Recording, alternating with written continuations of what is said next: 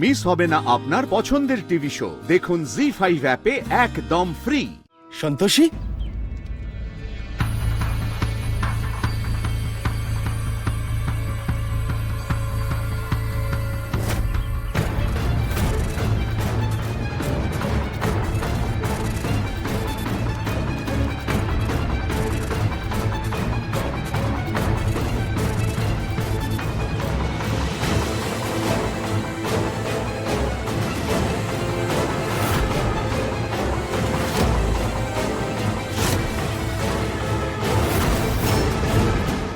মহাদেব, দেবী পৌলমী এই রূপে কি করছেন?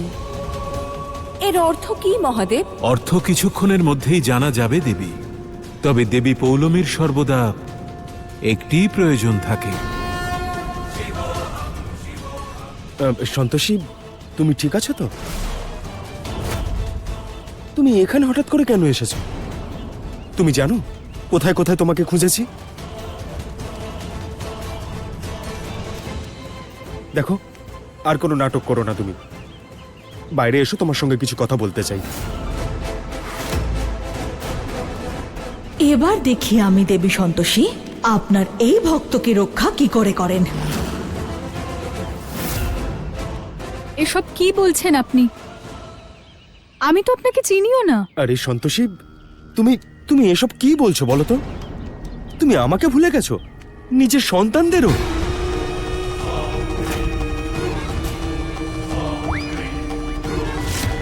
তুমি তো এরকম ছিলে না সন্তোষী। আর এনারা দুজন তো তারাই, তাই না, যারা মেয়ে হারিয়ে যাওয়ার রিপোর্ট লেখাতে এসেছিলেন? উষ্মা, দেবী পৌলমী এই গণ্ডি পার করতে পারবেন না, তাই বলে দাও তুমি যজ্ঞ শেষ হওয়ার পরে কথা বলবে। দেখুন, আপনি কি বলছেন আমি বুঝতে পারছি না। তবে আপনার যা কথা বলার আছে সেটা আপনি পরে বলুন, আমি এখন পুজো করছি। সন্তোষী, তুমি এত নির্দয় কি করে হতে পারো সন্তোষী? তোমার সন্তানদের কথা মনে পড়ে না? বলো সন্তোষী, তুমি জানো ওরা ওরা 3 দিন ধরে না খেয়ে আছে। ওহো, তাহলে এটাই ওর আসল সত্যি। এবারে আমি বুঝেছি।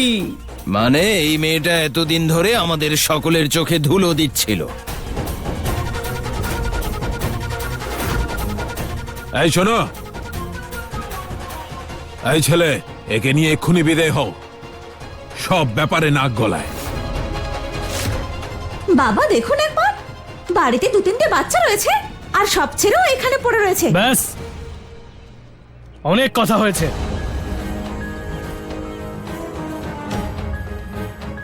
আর শুনুন, এখন এখানে পুজো চলছে। যা কথা বলার আছে পুজো শেষ হলেই বলবেন। এখন যান। আমার মনে হচ্ছে এখনো আপনারা কিছু বুঝতে পারছেন না যে ও এখানে কেন এসেছে আর কেন এই যজ্ঞ করাচ্ছে।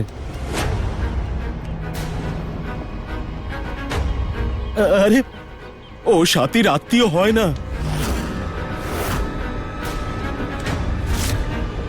সত্যি কথা বলতে সাথীকে তো চেনেই না।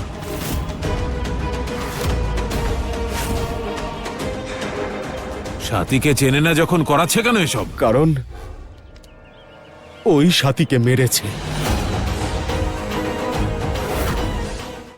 জি5 ডাউনলোড করুন আর সব এপিসোড দেখুন একদম ফ্রি।